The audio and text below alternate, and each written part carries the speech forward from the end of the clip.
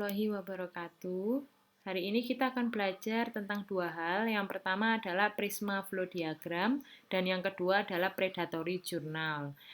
Nah, kita akan mengupas satu-satu ya. Jadi, materi yang pertama adalah prisma flow diagram.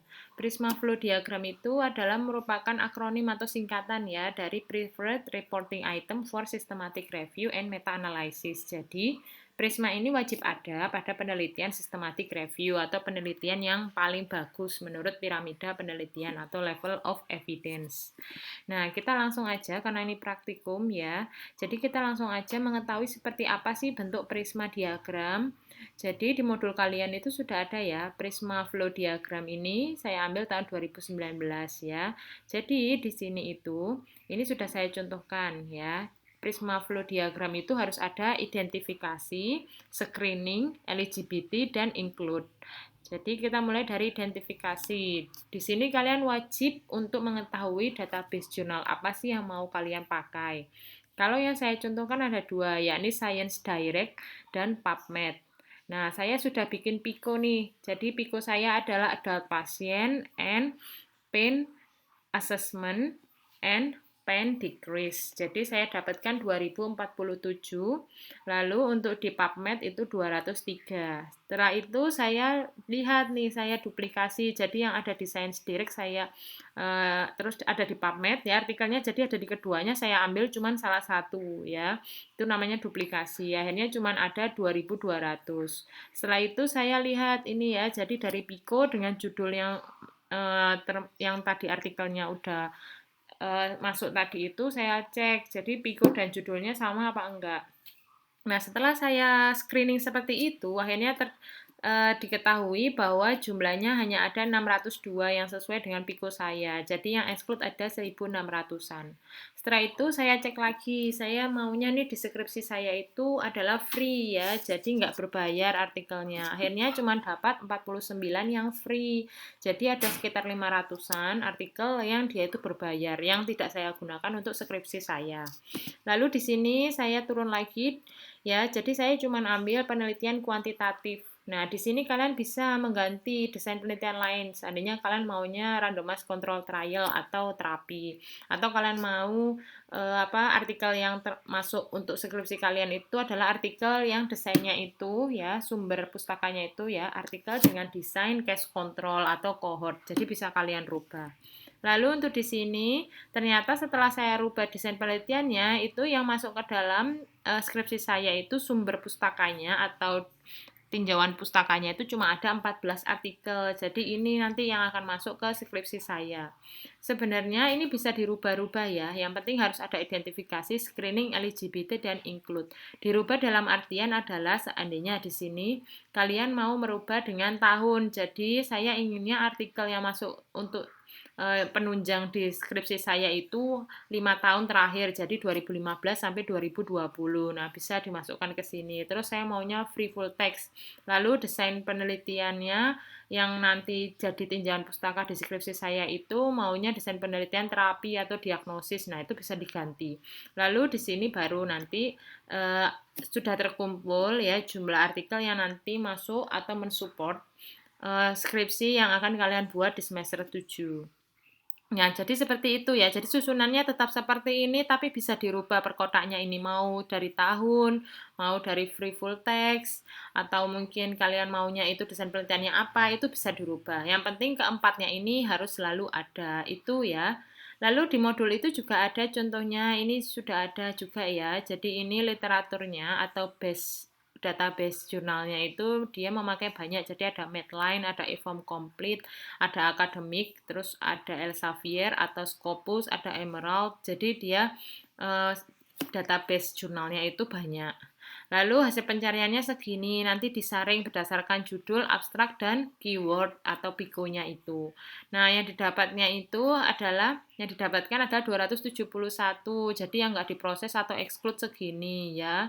Terus habis itu nanti disaring lagi, dia melihat full text-nya ya. Jadi dari hasil full text itu yang sesuai cuma 56, jadi yang sisanya 215 itu nggak memenuhi. Lalu ada 56 itu disaring lagi daftar referensinya. sesuai nggak sih daftar referensi sama isi teksnya. Nah, ternyata setelah dicek, hasilnya itu dia 0 ternyata. Jadi daftar referensinya tidak sesuai dengan isi dari artikel tersebut. Nah, kalau seandainya 0 berarti yang exclude adalah 56 ya. Jadi jadi yang include, jadi studi atau artikel sebelumnya yang dia itu relevan ya. Itu ada 56. Jadi penyaringan di sini adalah penyaringan dengan melihat daftar pustaka yang tidak sesuai. Ternyata semuanya itu sesuai. Jadi 56 itu akan menjadi tinjauan pustaka di skripsinya Mbak ini. Gitu ya. Jadi itu adalah terkait prisma flow diagram. Lalu yang kedua adalah kita tentang predatory journal. Jadi di sini sudah ada ya step by step cirinya apa sih. Yang pertama adalah submission fee. Jadi jurnal yang benar atau artikel ya atau database jurnal itu memang ada yang berbayar, ada yang tidak. Kalau seandainya tidak berbayar itu biasanya masuk ke DOAJ atau open access ya, namanya doaj.org. Nah, tapi kalau seandainya itu gratis untuk kita akses, otomatis autor atau penulisnya itu harus membayar. Jadi itu memang hukum dalam publikasi artikel. Ya, jadi kalau seandainya viewers atau kita yang ingin membaca artikel itu tuh gratis, jadi penulisnya itu yang membayar ke database jurnal tersebut. Dan itu akan berlaku sebaliknya. Kalau kita membayar artikel itu ya, atau kita ingin baca artikel A. Nah, artikel A itu ternyata berbayar. Nah, itu artinya penulis itu dia tidak membayar. Penulisnya tidak membayar ke database jurnal. Jadi database jurnal itu membuat orang yang melihat atau ingin membaca artikel tersebut itu membayar. Jadi kayak gitu hukumnya dalam publikasi. Nah, kalau seandainya predatory jurnal, dia itu belum tentu nih mau terbit atau mau publish artikelnya, tapi sudah disuruh membayar di depan. Nah, itu biasanya predatory. Kenapa? Karena kalau seandainya database jurnal itu tuh memang dia bagus ya, bermutu, biasanya membayar itu adalah untuk publish. Jadi saat kita submit itu biasanya tidak ada dana atau tidak ada ditagih sejumlah pembayaran sekian. Jadi kalau cuma publish itu biasanya free, tapi kalau seandainya sampai berlanjut publish ya, jadi kalau submit free ya, tapi kalau sampai berlanjut publish, diterima nih ternyata publish tapi revisi, mayor atau minor terserah nanti ya auditornya. Jadi sampai berlanjut ke publish dan mau publish itu biasanya membayar. Jadi itu ciri database jurnal yang bagus. Jadi membayarnya bukan di depan tapi di tengah proses saat mau publish. Lalu yang kedua adalah editorial board ya. Jadi cara ngecek editorial boardnya dia predator atau tidak jurnalnya itu adalah jumlah dari editorial board-nya. Nah, editorial board itu nggak hanya satu atau dua orang. Contohnya adalah seperti ini ya. Jadi, mohon maaf ya. Jadi, editorial board itu bisa dilihat contohnya di DOAJ ya, Directory of Open Access Journal. Ini jurnal free yang bisa kita lihat atau kita baca atau kita download dengan gratis. Nah, cara melihat untuk dia itu editorialnya itu sebanyak apa itu bisa dilihat di sini. Kalau seandainya ini ya dia database jurnal DOAJ. Nah, seperti ini. Jadi ada 1 2 3 4 5 6 7 8. Ada sekitar 8 editorial subcommit ya. Lalu contoh lainnya itu adalah Journal of Cancer Education punyanya Springerling. Jadi DOAJ maupun Springerling itu termasuk database jurnal yang memang sudah mumpuni atau sudah bagus. Nah, kita lihat dari mana nih editorialnya. Nah, editornya itu sudah dari editor board. Jadi di sini ada Maria Bishop itu kepalanya, kepala editor. Nah, nanti ada wakilnya itu John T. Vito. Lalu nanti ada lagi ya wakilnya untuk yang internasional submisi itu Amr Soliman. Lalu untuk editornya ada lagi 3 orang ya, jadi ada sekitar 6 orang. Jadi nggak cuma 1 atau 2 untuk editorial di database jurnal yang dia itu memang bagus. Ya, cara melihatnya begitu. Terus yang kedua, cara melihat lagi adalah editornya itu bisa nggak ditelusur lebih lanjut. Seperti contohnya Maria Bishop ya. Jadi kita telusur ya, seperti apa sih karir dia, penelitian dia, kerja di mana. Nah, Maria Bishop ini ternyata bisa ditelusur. Ternyata dia ada di Amerika Amerika di Department of Medicine, College of Medicine, Tucson ya. Jadi dia adalah profesor ya, profesor dalam bidang hematologi onkologi. Jadi memang nyambung dengan skup dari Journal of Cancer Education. Jadi dia ini memang sesuai dengan skup atau jurnalnya. Kan ini jurnal tentang kanker atau onkologi. Onkologi itu kanker ya. Jadi memang dia sesuai keilmuannya atau relevan. Nah, seperti itu ya. Ini dua ini. Nah, kita bedakan dengan predatory journal. Cara ngeceknya itu ini ya, ini predatory journal. Tahu dari mana? Dari bentuknya.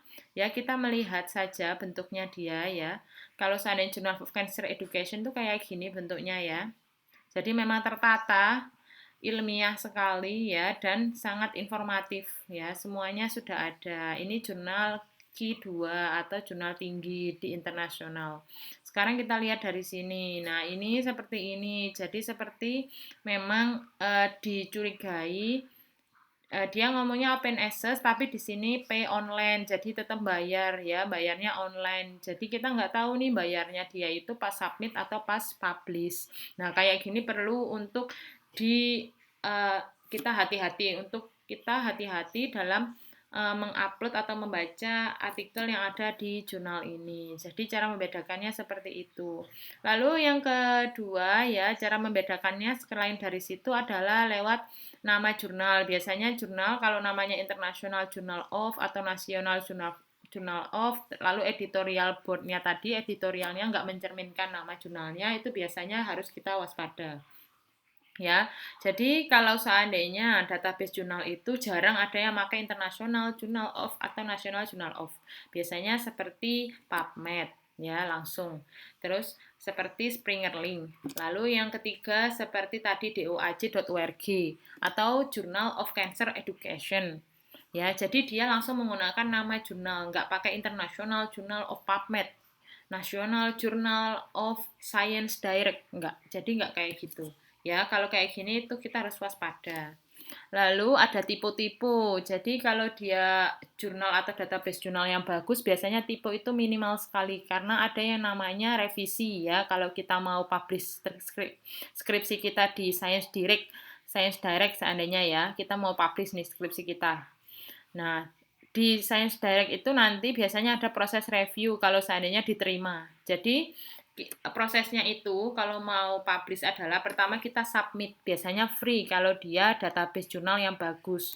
Nah, kalau seandainya sudah submit, oh diterima, artikel kamu sesuai nih dengan ciri-ciri dari jurnal yang ada di kita. Jadi artikel kamu sudah sesuai terapi, terus tentang penata anestesi, terus settingnya di ruang operasi. Jadi memang sesuai dengan kriteria inklusi jurnal kami. Sudah diterima berarti acceptance ya. Accept itu diterima atau acceptance itu bukan berarti langsung publish, tapi biasanya ada revisi. Jadi bisa revisi minor atau revisi sedikit atau revisi mayor. Jadi hampir sebagian besar itu revisi. Setelah direvisi nanti dikirim kembali ke editor, dicek lagi ya, direview lagi. Nah, nanti kalau ada revisi lagi dikembalikan lagi. Ya, sampai nanti benar-benar oke. Ya, skripsi kalian atau naskah publikasi dari skripsi kalian tuh oke banget, nggak ada tipe, jelas semuanya, analisanya jelas, penjelasannya jelas, daftar pustakanya jelas, baru nanti publish. Jadi prosesnya itu akan banyak. Akhirnya tipe itu akan minimal. Lalu habis itu jurnal itu tidak sesuai cakupannya atau jurnalnya ngomongnya jurnal kanker, tapi ternyata isinya di dalamnya ada tentang dukungan keluarga, tapi pada pasien dia pasien fraktur atau dukungan keluarga pasien diabetes, itu kan nggak nyambung skopnya ya. Lalu di sini ada juga saya cantumkan di modul saya itu untuk aplikasi melihat predatory journal apa saja sih database jurnal yang masuk predatory journal. Nah, itu bisa dicek, tinggal kalian klik aja ya. Lalu setelah itu maaf ya, jadi ini loading. Nah, setelah itu kalian tinggal klik publisher ya. Setelah itu kalian buka. Nah, di sini ada banyak sekali predatory journal ya. Salah satunya tadi yang ARC tadi ya. Jadi bisa kalian baca semuanya ini. Ya, ini adalah predatory journal. Kalau seandainya kalian pengen mengecek ya, Bu saya pengen cek. Nah, tadi yang saya contohkan adalah ARC jurnal ini ya. Jadi ini adalah contoh predatory jurnal. Ya, jadi jangan